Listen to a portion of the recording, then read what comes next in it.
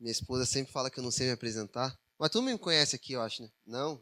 Gente, prazer. Meu nome é Yudi. Eu sei, aquela piadinha do PlayStation já passa na hora, né? Essa é uma piada que eu ouço a vida inteira, gente. Então, mas se quiser fazer também, eu finjo que é nova. Gente, tô em Curitiba hoje, mas a gente fui para o Rio de Janeiro em 2021, meu bem, 2021. Fiquei 4 anos lá como missionário integral, trabalhando na maior zona de prostituição do Rio de Janeiro, a céu aberto. Tinha meninas de 12 a 60 anos se prostituindo. E a gente tinha uma sala de oração lá, funcionava dia e noite também. E em 2024 a gente começou uma transição que durou 1 ano de muita dor, porque a gente não queria sair do Rio. A gente amava a igreja local, a gente amava, a gente estava construindo a igreja junto. É uma igreja no meio de uma zona de prostituição, não tinha placa. Para congregar lá tinha que subir 5 andares de escada, gente, porque o zelador desligava o elevador. Então tinha que ter fé para congregar lá. E a gente estava plantando aquela comunidade.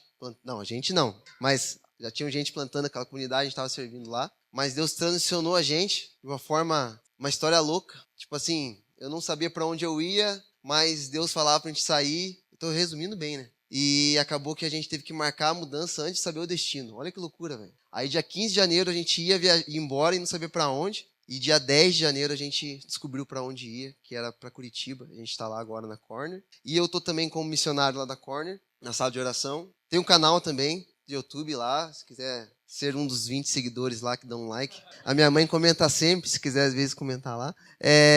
Tô com a minha esposa aqui, gente. Mulher mais linda da minha vida, aquela de preto ali, ó. Nossa, tô te constrangendo, né?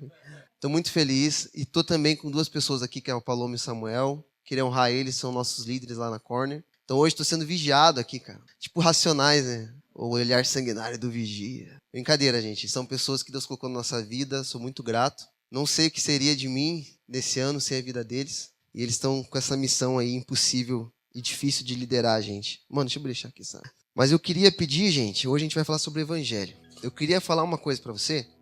Todo mundo olha pra mim aqui, por favor. Vamos fazer um acordo entre eu e vocês. Gente, eu queria que vocês ouvissem essa pregação com muita humildade do coração, tá? Com muita humildade. Eu não sei se alguém já ouviu isso que eu vou falar pra você. Se você nunca ouviu o que eu vou falar agora, então você é essa pessoa. Mas sabe, às vezes o cristão, ele já é convertido há tanto tempo, que ele é tão humilde, ele é tão parecido com Jesus, que quando alguém pega o microfone para pregar um tema aqui na frente, o cara sentado fala assim, pô, isso aí eu já sei. Isso aí eu já ouvi, cara. Não, pô, isso aí eu ouvi o Douglas falando lá no Jesus Cop, eu já manjo. Eu fiz a escola, já sei. Sabe o que é isso, gente? Enfado. Você tá tão no automático que você fica assim, nossa, cara, de novo o José vai pregar por esse tema. Olha só como você é humilde, gente. Então eu queria que você visse com o coração leve, assim. Eu sei que isso que eu falei agora foi meio grosseiro, perdão. Mas vem com o coração leve, gente, aberto, tá bom? Porque a gente tende a achar que a mensagem do evangelho é só para novo convertido. Mas, na verdade, quando Paulo vai escrever as cartas, ele fala assim, eu não canso de pregar a vocês o mesmo evangelho. Mas espera aí, ele tá falando para crente, gente. Tá falando para uma igreja isso. Então o evangelho é para você também. Amém? Vamos lá, já começamos leve, né? Gente, queria fazer uma pergunta para vocês. Quando você pensa na palavra evangelho, tá? O que vem na sua mente? Não precisa responder, responde para você mesmo. Vamos dizer que Deus te teletransporta. Lembra de Felipe, quando ele estava pregando para o eunuco? Ele batiza o cara, quando o cara vem, ele desaparece e aparece em outra cidade para pregar o evangelho. Ou pensa que Jesus chegou para você e falou assim, ô Mike, vou te dar uma missão, vai lá para aquela pessoa e prega o evangelho. A pergunta que eu quero fazer é, o que você pregaria para essa pessoa? O que você falaria para essa pessoa? E o mais engraçado é que esse exemplo que eu dei não é uma metáfora, tá, gente? Jesus falou isso pra gente. Dudu, vai e prega o evangelho. Todos temos o mesmo chamado. Mas a questão é, qual é essa mensagem, cara? O que eu tenho que falar pra pessoa? Porque hoje a gente está numa igreja, e isso é muito lindo, mas existem muitos temas de pregações. Existe o evangelho da adoração. Existe o evangelho da sala de oração. Existe a pregação sobre Deus ser um Deus que recompensador. Mas, meus amigos, queria dizer que existem muitas mensagens, glória a Deus, mas só uma tem poder para salvar. E essa que tem o poder para salvar é o evangelho. E a mensagem do evangelho, gente, vamos lá, quando você se converte, o que Jesus espera de você? É que você tenha essa mensagem como uma cápsula pronta, na ponta da língua. Jesus fala assim, prega o evangelho. Eu já sei o que eu vou falar. Eu tenho essa mensagem no coração e na mente. Amém?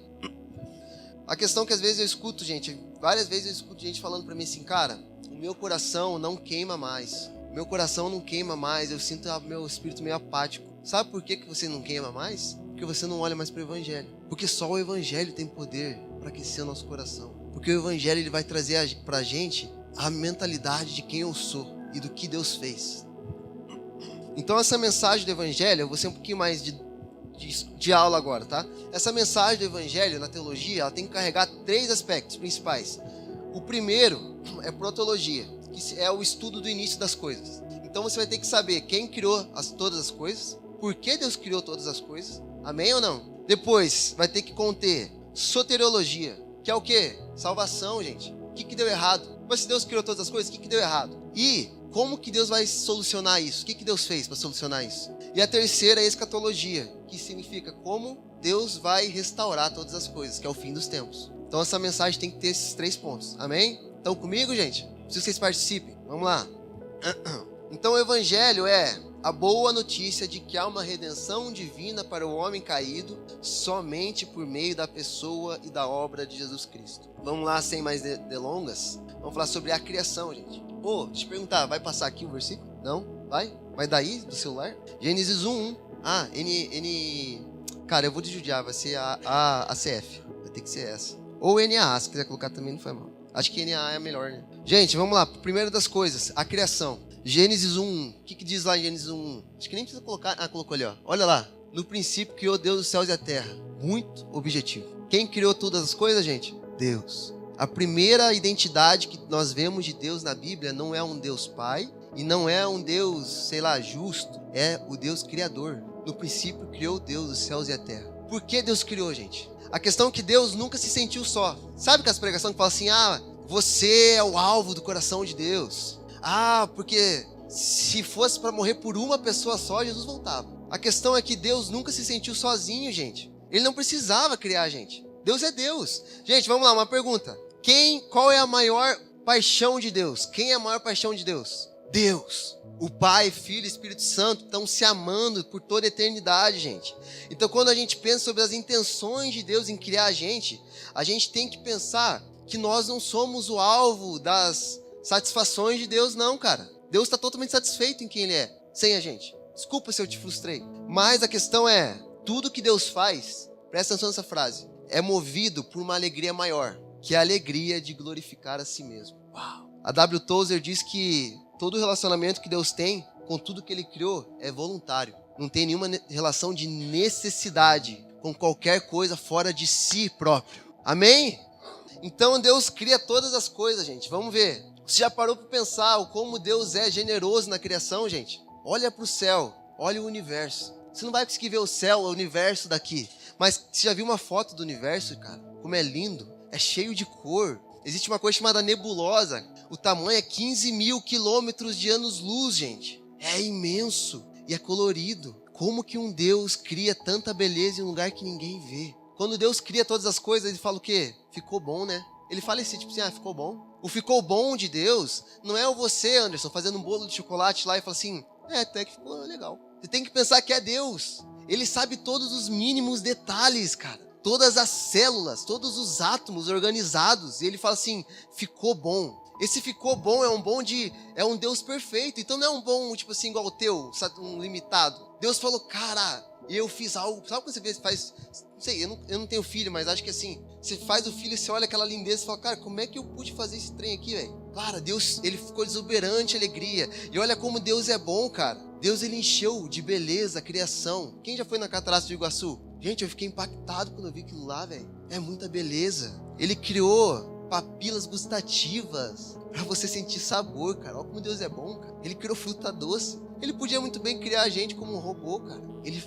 Meu amigo, deixa eu te falar, você foi criado para sentir prazer. Deus criou ouvidos para ouvir o canto do bem-te-vi cantando de manhã, enquanto Ele te deu também nariz para sentir o cheiro do cafezinho passando. Olha que delícia. Te deu ouvido para ouvir a tua filha falar pela primeira vez. Olha como Deus é bom. E além de tudo isso, Ele falou assim, ainda falta uma coisa. Aí Deus cria a mulher. Olha que beleza. É por isso que o Éden chama paraíso, porque Deus é muito bom. E além de tudo isso, Ele deu os olhos pra gente olhar para Deus. O homem olhava para Deus todo dia. O homem não tinha uma função impossível não, gente. Deus criou você, digamos que fosse você lá no jardim, com uma função só. Olhar para Ele e ser satisfeito em quem Ele é. Eu não preciso pedir perdão porque não há pecado. Eu não preciso pedir por dinheiro porque eu não tenho conta para pagar. A minha única função é olhar para Deus e falar: Deus, como você é um bom amigo, Deus. Como você é lindo. Deus é bom. Mas acontece uma coisa na criação. O homem peca. Ele pega todos esses detalhes ricos da criação de Deus, gospe, joga fora. E um fato disso é que depois de Adão, a Bíblia fala que todos pecaram. Então olha pro irmão que está do seu lado e fala assim: seu pecador. Fala com mais convicção, gente. E sabe o pecado, sabe o lugar que o pecado te coloca, gente? Sabe o lugar que o pecado te coloca? Não sei porque estou animado em falar isso. Em guerra com Deus. O teu ser nasceu em guerra com o Deus que te criou. Sabe as crianças, elas são lindas, né? Elas não nascem convertidas não, gente. Quem nunca, quando era criança, eu lembro uma vez, meu amigo foi brincar lá em casa, não sei se era amigo, se era primo. E ele levou um brinquedo muito legal, que eu via que ele não, tipo assim, ele era mais de dos montes que ele tinha. Eu peguei o brinquedo e escondi para que ele fosse embora e esquecesse o brinquedo. Ou quem nunca quebrou o brinquedo do amigo, aí pega uma perninha e coloca de um jeito lá assim, só para ficar, para a próxima pessoa que for brincar, pegar a culpa. A pergunta é quem... específico, né? A pergunta é: quem ensinou isso pra criança, gente? Foi você, pai, que ensinou isso pro filho? Quando o filho briga na escola, quem que ensina pra criança que se ele bater de mão fechada dói mais, gente? Às vezes pode ser o pai. É um pecado, gente. O filho não nasce convertido. E esse livro que eu mostrei aqui, ó, ele vai falar que o maior responsável de livrar a alma do teu filho do inferno é você. Não é essa linha da igreja que tem que pregar o evangelho para ele. Amém? Abre a Bíblia comigo, Romanos 7. Romanos 7, do versículo 7 ao 9. Gente, então o homem pecou e ele foi infectado pelo pecado, tá? Agora, vamos falar sobre o que é o pecado, gente. Adultério é pecado, sim ou não? Nossa, que susto, sim. Mas o pecado é adultério em si? Não. Vamos ler lá, Romanos 7:7. Que diremos, pois? É a lei pecado? De modo nenhum. Mas eu não conheci o pecado senão pela lei. Porque eu não conheceria a concupiscência. Aqui na minha versão, ele fala: eu não conheceria, porque eu não conheceria a cobiça se a lei não tivesse dito, não cobice. Mas o pecado, presta atenção nesse versículo. O pecado, aproveitando a ocasião dada pelo mandamento, despertou em mim todo tipo de cobiça. Porque sem lei, o pecado nem existia, estava morto. Porque houve um tempo que sem lei eu estava tranquilão. Mas quando veio o mandamento, o pecado nasceu em mim e eu morri. Amém? Olha para mim aqui. O que Paulo está falando? Paulo está falando assim: eu não sabia que cobiça era pecado. E quando eu não sabia que cobiça era pecado, estava tudo bem. Mas quando eu descobri que Deus odeia a cobiça, de alguma forma, eu tive todo tipo de cobiça. Despertou no meu ser todo tipo de cobiça. Então, o que seria o pecado, gente? Quem aqui manja de computador, gente? Todo mundo hoje, né? Manja de celular. Digamos que você é um computador e você é infectado por um vírus. E esse vírus, ele vai produzir em você, presta atenção aqui, ele vai produzir em você, involuntariamente, tudo que Deus odeia. Se você descobre agora que Deus odeia gato, dentro de você, presta atenção, gente, dentro de você ia gerar um amor platônico por gato. E de alguma maneira sobrenatural, você ia falar assim: nossa, eu não sei porquê, mas o meu maior desejo é conhecer todas as espécies de gato que existem na terra. Porque o pecado é isso. Ele faz nascer no teu coração tudo que Deus odeia. Amém? É por isso que Paulo fala que quando ele descobriu, ele foi mudado, gente. Marcos 7:21 diz que porque de dentro do coração dos homens é que procedem os maus pensamentos, as prostituições, os furtos, os homicídios, os adultérios, a avareza, as malícias, o engano, a dissolução, a inveja, a blasfêmia, a soberba, a loucura. Todos estes males procedem de dentro e contaminam o homem. Chega a faltar ar de tanto pecado. Então a questão aqui que eu quero falar, eu não sei se já consegui te convencer, mas o que eu estou tentando é convencer que você é um pecador, involuntariamente. Se você respira, você é um pecador. Você foi concebido, desde o nascimento você peca. Isso é o pecado. Romanos 3, do 9 ao 12, ele vai falar: como está escrito, não há justo, nem sequer um. Não há ninguém que entenda, não há ninguém que busque a Deus. Ninguém nessa sala tem vontade de buscar a Deus por si próprio. Ninguém. Todo mundo depende de que Deus chame a tua atenção. Sabe a minha esposa? Eu não procurava uma mulher. Aí um dia Eu vi ela na rua, uma aula que a gente ia ter junto. Aí eu olhei e falei, caraca, mano, que linda. Só de olhar eu me apaixonei. Eu não procurava ninguém, gente. E é isso que Deus faz. Às vezes você não procura quem é que foi salvo do nada. Levanta a mão pra mim. Não procurava Deus. Ah, gente, que isso? Que isso, gente? A natureza, o seu Shedd diz que a natureza da maldade desvia nossa consciência até o ponto de se perder a autopercepção. O que ele está dizendo aqui? O pecado sempre vai cegar você. Então, lembra do Covid? Eu peguei Covid. Eu fiquei uma semana sem sentir gosto. Foi quando eu comi os legumes que eu mais odeio. Mas pra mim não tá sentindo gosto de nada. Eu comi, minha esposa olhou, ela me enfiou os legumes, mano. Enfim, sabe o que é o pecado, gente? O pecado, ele é uma doença que tira o teu paladar. E você passa anos, às vezes uma vida, saboreando algo que você fala assim, nossa, que sorvete, por causa da textura, é um sorvete gostoso. Aí o Espírito Santo vem, toca em você e cura o teu paladar. E você percebe que o que você comia uma vida inteira era cocô. Porque agora você sente gosto. O Espírito Santo é esse. Depois que você é salvo, sabe como que você sabe que você é salvo? Se tem a luzinha vermelha. A luzinha vermelha é o quê? Pequei. Sabe aquela luzinha de alerta? Toda vez que você peca, você tem que ter essa luzinha vermelha dentro de você. Nossa, pequei, velho. Aí você já pensa, putz, vou ter que pedir perdão, vou ter que marcar uma conversa. Nossa, que canseira. Mas faz parte, gente. Bem-vindo à vida, né? Bem-vindo. Então, a pergunta que eu faço agora é, qual é a tua sentença por pecar contra Deus? O que eu e você merecemos por pecar contra Deus? A sentença, gente, ela não é medida pelo seu pecado. Presta atenção aqui, que isso aqui é crucial. Ela não vai ser medida pelo seu pecado só. A sentença, ela é medida, por exemplo, vamos lá. Eu venho aqui agora e dou um soco na cara do Dudu. O que vai acontecer comigo? A gente vai, no máximo, eu posso apanhar, eu acho que boa chance. Mas o que pode acontecer é eu e o Dudu sair rolando aqui, se batendo e pronto. É ou não é? Agora, se eu saio daqui e dou um soco na cara do nosso presidente Lula, independente se é a tua vontade de fazer isso ou não, né? Se eu faço isso, o que acontece comigo, gente? Vai acabar só eu e o Lula rolando no chão se batendo? Não, né? Eu acho que vou ser processado, vou ser preso. É ou não é? Qual que é a diferença do Dudu pro Lula? A dignidade, o lugar. Dudu é um ser humano comum, como nós aqui. O Lula não. O Lula é um cara que tem autoridade. Então, a medida do mesmo ato que eu fiz com os dois, a medida da minha sentença não é julgada pelo meu soco. Vamos lá, alguém?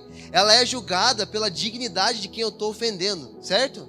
Então, se eu saio daqui agora e dou um soco na cara de Deus, Deus sendo infinito em autoridade, em honra, em dignidade, qual é a sua sentença por bater na cara de Deus? É uma sentença infinita, gente. É uma sentença infinita. E é isso que você faz toda vez que você peca. Você dá um soco na cara de Deus.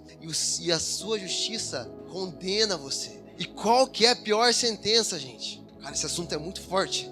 A pior sentença é o inferno. Aí a galera fala assim, inferno é a ausência de Deus. Claro que não, bocó.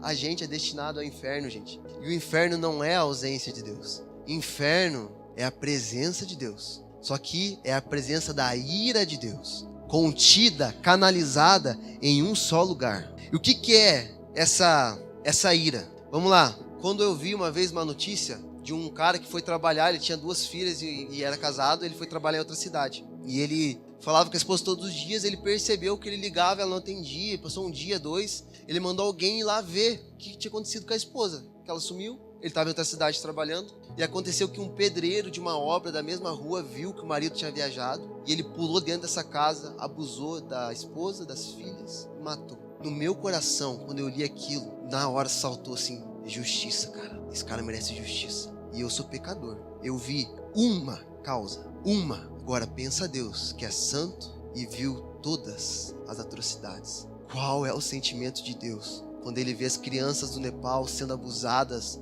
a ponto de não ter mais 2 orifícios, eles se unirem em um só? Qual é o coração de Deus quando ele olha para o Marajó e vê meninas de 10 anos sendo vendidas por R$5?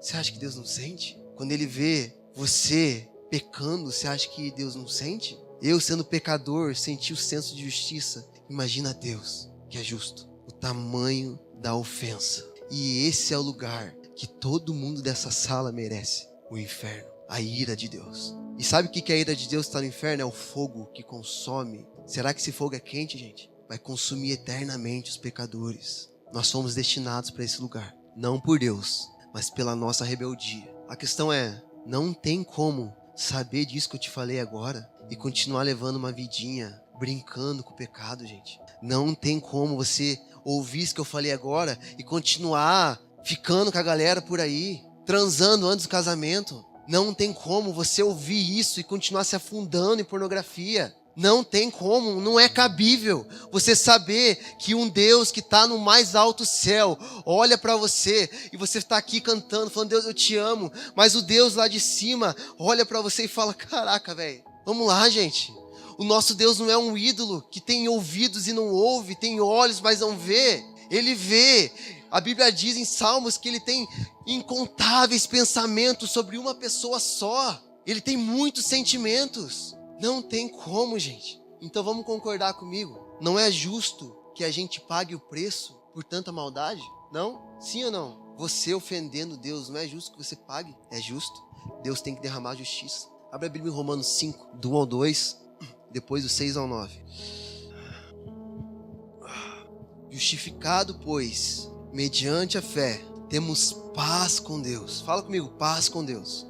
Por meio de nosso Senhor Jesus Cristo, por intermédio de quem obtivemos igualmente acesso, pela fé, a essa graça na qual estamos firmes e nos gloriamos na esperança da sua glória. Versículo 6.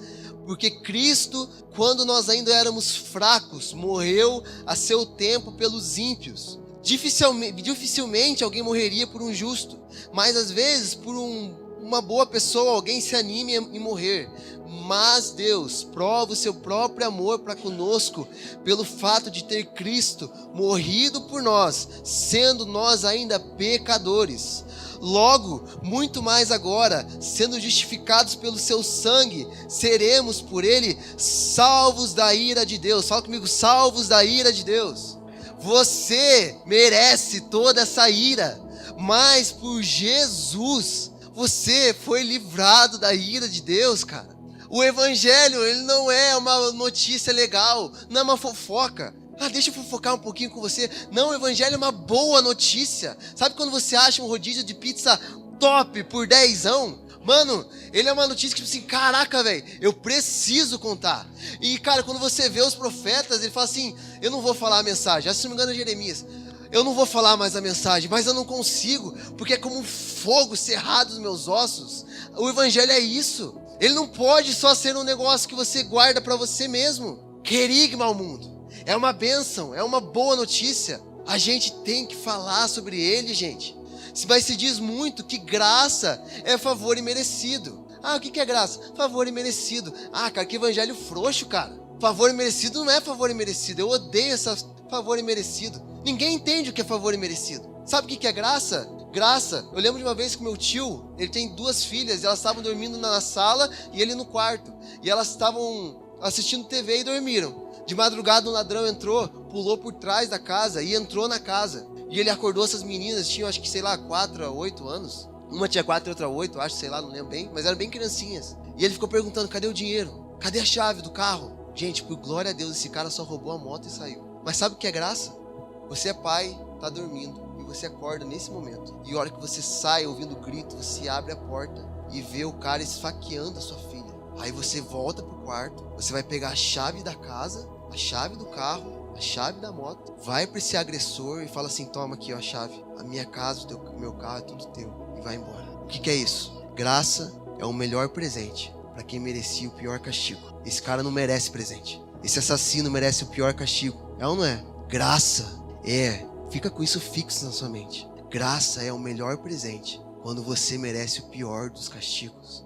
Você merece o pior dos castigos, mas você recebeu o melhor presente. Nós somos gratos, cara. Eu não queria Deus, não queria. Deus deu o melhor presente para alguém que não valia nada. É por isso que o evangelho, ele não é só para o novo convertido, gente. O evangelho é pra gente que está nessa sala aqui. Só o evangelho vai fazer você chegar até o final. Só o evangelho vai sustentar você no ministério, na vida, no trabalho, nas frustrações. Toda vez que alguém erra com você, você fala, cara, mas é o evangelho. Eu errei. Eu dei um murro na cara de Deus. Eu mereci aquilo. e eu recebi o melhor presente. E a gente, mesmo conhecendo Deus, a gente se entrega para os nossos ídolos. Sexo, dinheiro, fama, sucesso, carreira. Mesmo assim, o bom amigo não desiste. Mesmo assim, o Espírito Santo tem uma missão. Jesus fala assim, ó, eu tô indo, mas eu vou enviar um consolador. Se é um consolador, é porque você vai sofrer. Você vai ter que ser consolado. E ele fala, e esse consolador vai dar testemunha de mim. Então o Espírito Santo tem uma missão. Todos os dias dar testemunhas de Jesus para você. Vamos lá, gente, presta atenção aqui. Seria legal ou não ter Jesus em corpo, do seu lado, 24 horas por dia, para você poder falar, Jesus, tô com um problema, o que você acha que eu faço? Seria bom ou não seria bom, gente? Jesus, eu preciso administrar um negócio aqui, como é que eu faço? Seria bom ou não seria bom, gente? Jesus é Deus, mas o Espírito Santo é Deus, o Espírito Santo está agora aqui, ó, no seu coração. Essa verdade é presente. O Espírito Santo está aqui agora, gente. Vamos lá. Deus enviou o seu Filho perfeito e derramou sobre ele toda a ira guardada para nós. Hebreus 10, 20 vai falar que o véu que nos separava de Deus, ou melhor, nós entramos pelo novo e vivo caminho que ele consagrou pelo véu, que é a sua carne, amém? Gente, o que aconteceu com o véu? Vamos lá, alguém responde. Quando Jesus morreu, o que aconteceu com o véu? Foi rasgado. Essa alegoria aqui, essa comparação, não é algo que a Bíblia está jogando assim, ó. Não, gente. A Bíblia compara o corpo de Jesus com o véu, porque o corpo de Jesus foi literalmente rasgado ao meio, e nós entramos no meio dele. Toda vez que você come a ceia, você não come aquele pão sem gosto, pensando assim, nossa, cara, que difícil de engolir. Não, cara. Toda vez que você morde aquele pão, você lembra que toda vez que você está mordendo ele, você lembra da carne de Jesus sendo moída, esmagada pelos seus pecados. É por isso que a ceia está aqui. A ceia não é só uma liturgia, gente. Tudo aponta. E é através desse sacrifício de Jesus que você pode chegar agora diante do trono de Deus com uma certeza. Existe alguém no trono esperando para me ver. Eu posso ter comunhão com Deus. Você acha que essa notícia é simples, cara? Não é. É um presente. Vamos lá, gente. Romanos 5, do 1 ao 2. Não precisa abrir, a gente já leu. Ele fala que a gente foi justificado mediante a fé. Qual fé? A salvação não é obra do seu esforço. Não é obra do que você faz.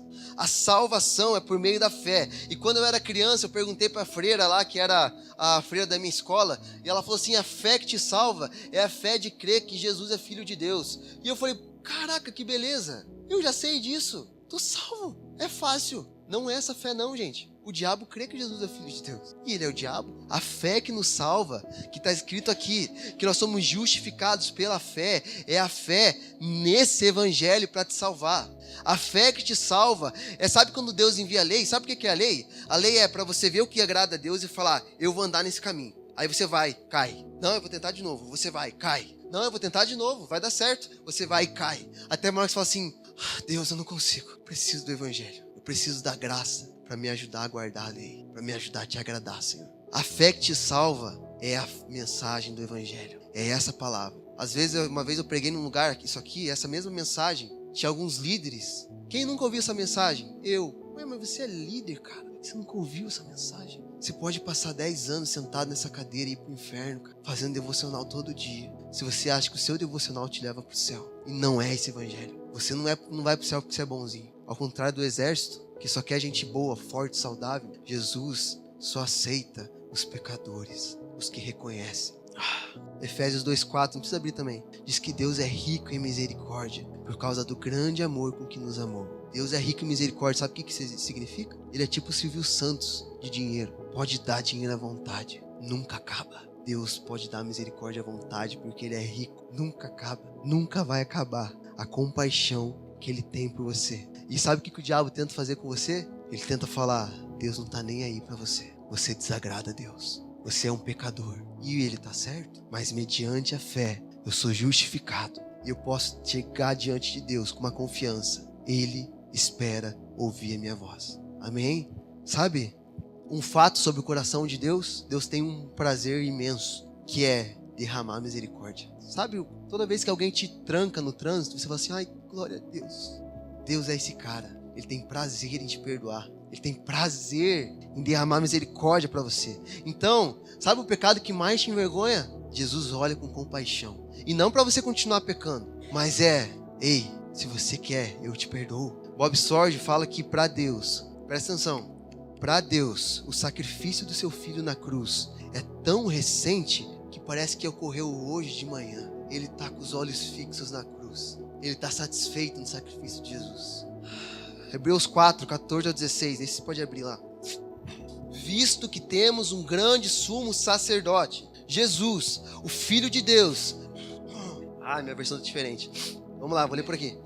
O Filho de Deus que penetrou nos céus, retenhamos firmemente a nossa confissão, porque não temos um sumo sacerdote que não possa se compadecer das nossas fraquezas, porém que como nós em tudo foi tentado, mas sem pecado. Cheguemos-nos, pois, com confiança ao trono da graça, para que possamos alcançar misericórdia e achar graça, a fim de sermos ajudados em tempo oportuno. Cara, repete comigo aqui, ó. Temos um que pode compadecer-se. Fala comigo, compadecer-se. Olha só, cara, você tem alguém no trono disposto, que está com vontade de te perdoar. Vamos lá, gente. Tem alguém aqui, cara? Vamos lá, gente. Eu não estou falando para você que você ganhou na Mega Sena. É muito melhor que isso. Você foi perdoado, meu amigo. Vamos lá, alguém, gente. Alguém tem que vibrar com isso, cara. Sou grato, Jesus. Todo dia eu sou grato, Jesus. Eu não tenho a casa que eu queria. Eu não tenho o emprego que eu queria. Eu não tenho o carro que eu queria. Jesus nunca te prometeu que você tem um carro bom. Mas Ele te prometeu uma coisa. Ei, você tem um sumo sacerdote diante de Deus. Vamos lá, gente. Isso tem que aquecer o teu coração. E é por isso que você está tão frio. É por isso que você está vivendo no automático, servindo a igreja com o pé pesado assim, ó. Nossa, de novo eu tenho que ir lá ficar na portaria dessa igreja, velho. Vamos lá, é por isso que você ouve a pregação com cara de vaca. Já conversou com vaca? Vaca fica assim, ó, morto, sem reação. É porque você perdeu isso aqui, ó. Eu sou salvo. Meu Deus, o evangelho, quando pregado depois da conversão, ele tem o poder de te dar consciência de quem você era e de o que Deus fez. Quem você era, meu amigo. Aonde estava a tua esperança? Mas eu tenho 20 anos de convertido. Lembra dos 20 anos atrás, aonde estava a tua esperança? Sabe, uma vez eu estava no Rio e eu lembro que eu estava vendo uma foto dos meus pais e a gente estava 1 ano já sem se ver e eu vi eles ficando com o cabelinho mais branco. Falei, caraca, um dia eles não vão estar aqui, né? Eu comecei a ficar muito triste, sabe aquela ansiedade assim? Essa tristeza, gente, é falta de senso de eternidade. Vamos lá, gente. Um dia ninguém mais vai estar aqui. A que ponto isso mexe com você agora? Isso te deixa em depressão ou te deixa com alegria? Tudo, todas as canções, todas as pregações, toda a oração, ela precisa ter um fundamento, o evangelho. Qual que deve ser a nossa oração? Lucas 18, versículo 10. Essa eu vou ler? Não, tem computador. 2 homens, Jesus está falando, Jesus está pregando, ele fala assim, 2 homens subiram ao templo. Gente, não desiste de mim, vamos lá. 2 homens subiram ao templo com o propósito de orar, um fariseu e um publicano. O fariseu, posto em pé, orava de si para si mesmo. Olha só, calma aí, vamos dar um pause. Quantas vezes você vai fazer seu devocional, mas a sua oração é de si para si mesmo?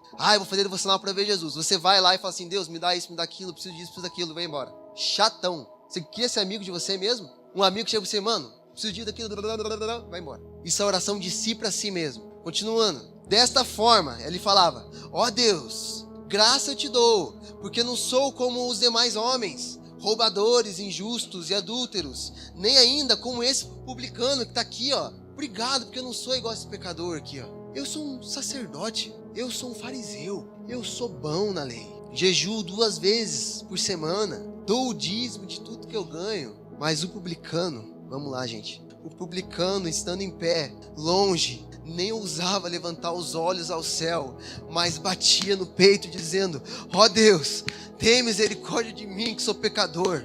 Essa é a nossa oração aqui, gente. Essa tem que ser a nossa oração. E Jesus termina, quem encontrou graça não foi fariseu, foi publicano. Eu tenho 10 anos de convertido, mas Deus, tem misericórdia, Deus. Paulo, no final da vida, ele fala assim, cara, ainda tô tão longe. É Paulo, cara. Paulo tá longe, imagina eu. Você tá satisfeito? Essa vidinha rasa. O coração é oco, cara. Você canta, mas o coração é oco, vazio. Eu preciso do evangelho. Nós precisamos olhar para o evangelho. O que te trouxe aqui? Quem aqui tem mais de 2 anos de convertido? Levanta a mão. O que te trouxe aqui precisa ser o evangelho. Ah, mas eu tô na igreja porque eu amo o culto de mulheres, porque eu amo o ministério de louvor, porque eu amo os meus amigos jovenzinhos que são gente boa. A tua motivação precisa ser o evangelho, porque só o evangelho consegue te salvar. Sabe por quê? O tempo passa, os dias mudam, a IA vem, o mundo desenvolve tecnologicamente, mas uma coisa não muda, gente. A porta é estreita, a porta é estreita. Você precisa estar adequado, na medida, para passar por essa porta. Amém? Só o evangelho vai manter você firme. Repita assim, só o evangelho vai me manter firme. John Piper fala que nós somos como crianças brincando na lama, comendo terra, cheias de fome, quando na verdade nosso pai é dono da Disney e está chamando com um sorvete na mão. Você está brincando com os prazeres dessa terra, achando que dinheiro é legal, achando que sexo é bom, achando que tudo que você precisa é sucesso, fama, grana, carreira. Existe uma alegria maior, gente. Existe uma alegria maior. Sabe sobre as boas aventuranças? Bem-aventurados são vocês, porque vocês vão herdar o reino dos céus. Espera aí, Deus. Calma, Jesus. Como que eu vou ser bem-aventurado hoje, se o que eu vou herdar é só daqui, quando você voltar? Como? Como que eu vou me alegrar hoje, se o que você está me prometendo só vai vir quando Jesus voltar? Gente, o Sermão da Montanha fala que você é bem-aventurado. Sabe o que é uma bem-aventurança? É mais do que feliz no agora, porque você pode ver Deus. Gente, olha isso. Quando você escuta isso, você percebe que o mais importante não é as coisas dessa terra. Elas são importantes, mas você foi criado para ter uma alegria maior. Há um convite, gente. Tim Keller diz que, presta atenção nessa frase, por favor. O evangelho diz que você é mais pecador e imperfeito do que você jamais ousou acreditar. Mas também é mais amado e aceito do que jamais ousou esperar. Vamos lá, cara. Tem alguém aquecido? Qual que é o problema, gente? A gente, sabendo de tudo isso, sabendo de todas essas informações, a gente não prega o evangelho. Jesus deu uma missão para todo mundo aqui. Ele falou, cara, vocês precisam ir pregar o evangelho. Mas a gente acha que pregar o evangelho é para pastor ou missionário. Deixa eu fazer uma pergunta. Alguém que se converteu em uma cruzada de um missionário evangelístico aí? Ninguém? Não? Olha só. Quem pregou o evangelho para você? Lembra, eu não sei, mas os anos 70, 80, 90, você sabe aonde que eles se convertiam, gente? Sabe aonde? No chão da fábrica, meu amigo. No chão da fábrica, na sala da faculdade, no balcão da loja. Eles não se convertiam nas cruzadas, não, cara. No balcão de venda. Pessoas simples. Atos diz que um dia, quando Saulo estava cego, porque ele viu Jesus, Deus chamou um certo discípulo. Esse cara nunca mais foi mencionado na Bíblia. É uma pessoa comum. E essa pessoa comum curou a cegueira do maior pregador do mundo, fora Jesus. Você foi chamado para ser amigo de Deus. Um certo discípulo. Esse é seu chamado, meu amigo. Eu estava vendo, até hoje eu terminei de ver um documentário de um funkeiro. Ele tinha um relacionamento aberto com a esposa, eles faziam orgia, suruba, tudo, cara, drogado. E ele se converteu, sabe aonde? No banco da barbearia. Olha aí, Gui. Banco da barbearia, meu. O barbeiro pregou o evangelho. Sabe por que você não prega o evangelho para as pessoas? Porque você tá cego, ou melhor, tá olhando para isso aqui, ó, o próprio umbigo. Mas ao redor de você, eu tenho certeza que tem gente quebrada, gente ferida, gente magoada com Deus. Tenho certeza. Mas você não tá nem aí, né? Nem aí. Gente, essa mensagem tem que quebrar. Eu não sei quantos são líderes aqui, gente, mas todos têm que estar prontos para isso. Tá vindo uma geração totalmente quebrada aí, meus amigos. Sabe o que é um trisal? Uma família a 3 pessoas? Imagina agora, um trisal que tem filhos, se arrepende, vai para tua igreja, na tua célula, no teu grupo caseiro, sei lá. O que você faz? Da onde que você tira a teologia sistemática? Qual que vai ser a tua estratégia? Confiar no evangelho. Só isso. Confiar no evangelho. Só que tem uma frase do diabo. Nossa, eu não posso falar que é isso porque o autor é um cara muito bom. Mas enfim, uma frase que você não deve usar. Fala assim, prega o evangelho e se preciso for, use palavras. Ai, que filosofia linda. Isso está totalmente errado. Sabe o que está atrás dessa frase? Tem alguém aqui, gente? O que está atrás dessa frase é, seja só uma boa pessoa. Não precisa pregar o evangelho. Dizer isso é a mesma coisa que falar assim para um cozinheiro. Seja um excelente cozinheiro. E se preciso for, use as suas mãos. Gente, é uma babaquice isso, gente. O evangelho, o que ele é? É uma mensagem. Se é uma mensagem, ela tem que ser o quê, gente? Falada, pregada. Mas a gente está resumindo. O que essa frase está fazendo? Está resumindo o evangelho a simplesmente uma boa conduta de vida. Aí uma vez chamaram um cara pra pregar lá na igreja, mano. Não, faz tempo que eu pregava nessa igreja. Chamaram um cara lá que ele era drogado, anos drogado, e vendia droga, e usava droga, e a vida era droga. Aí a pregação dele era, eu usava, me arrependi. Glória a Deus. Cara, a hora que eu ouvi aquela pregação, eu falei, ué, gente, não é isso aí que tem que acontecer mesmo? Não é normal? Se você pecava, não peque mais. Aí do nada, o pastor que foi casado só com uma mulher. Mas gente, é normal? Não deveria ser normal? O jovem que casou virgem. Gente, não é normal isso aí? A gente tá muito mal acostumado. Vamos lá, gente. Você tá muito mal acostumado, meu amigo. Ser uma boa pessoa é o básico. Nem precisaria ser cristão. Mas hoje tem gente que não é cristão que é melhor que você. Mais paciente, mais compassivo, com mais compaixão. O evangelho precisa ser pregado com a boca. Se você não prega o evangelho com a boca, você é um pregadorzinho de meia tigela. Você é um discípulozinho fraco. Se a mensagem não tá na tua boca, meu amigo, volte 50 casas atrás. Vamos lá, gente? Vocês estão aqui? Amém ou não amém? Gente, vamos lá. Vamos receber essa mensagem com o coração humilde, aberto. Vamos lá? Nós deixamos de pregar o evangelho porque a gente está muito fascinado com o agora. Quem já ouviu Percy Jackson e o Ladrão de Raios? Lembra da flor de lótus na mitologia grega? Sabe o que ela fazia? Quem comia o fruto da flor dessa planta caía em um estado de esquecimento e prazer, perdendo o desejo de voltar para casa ou cumprir sua missão. O cara comia aquela flor de lótus e tudo que ele pensava era o prazer do agora. Prazer. Aí ele comia mais uma flor, quando ele estava passando veneno, ele comia mais uma flor e ele ficava prazer. Ele piscava, ele morria, gente, entorpecido. Sabe o que o mundo é? É uma flor de lótus, que te dá todo dia uma florzinha, falando assim, ó, ei meu amigo, se você não tem uma boa carreira, se você não tem um bom carro, se você não tem uma boa casa, gente, todas essas coisas são importantes, por favor, me entenda. Eu quero um bom carro, mas você não vê Paulo pregando em toda a Ásia, orando assim, Deus, por favor, me dá um cavalo, porque eu tô cansando de caminhar a pé. Você não vê. Sabe por quê? Repete comigo, existe uma alegria maior. Eu não venho pro culto pensando que eu mereço um carro e Deus vai me dar porque eu sou o filho preferido de Deus. Eu venho pro culto porque eu fui salvo. Eu venho pro culto porque eu sou grato. Eu venho pro culto porque eu entendi que essa mensagem que foi pregada para mim me salvou do inferno, cara. O pecado, gente, o diabo, melhor, né? Ele é como a feiticeira verde no livro de Nárnia, da cadeira de prata. Ela canta uma canção com muita doçura. E sabe o que ela fala? Não existe Aslan, não existe sol. E Nárnia é só um sonho. Sabe por que você não prega o evangelho? Porque você ouviu o cântico da feiticeira, que canta pra você todo dia. Não há Nárnia, não há Aslan, não há sol. Só existe inverno, nunca é Natal, nunca é verão. A vida é isso, é sofrimento, é fadiga, é dor, é trabalho. A gente tem um costume. Cadê o Mike? Vem cá fazer um louvorzinho. Louvorzinho, não tô menosprezando teu louvor.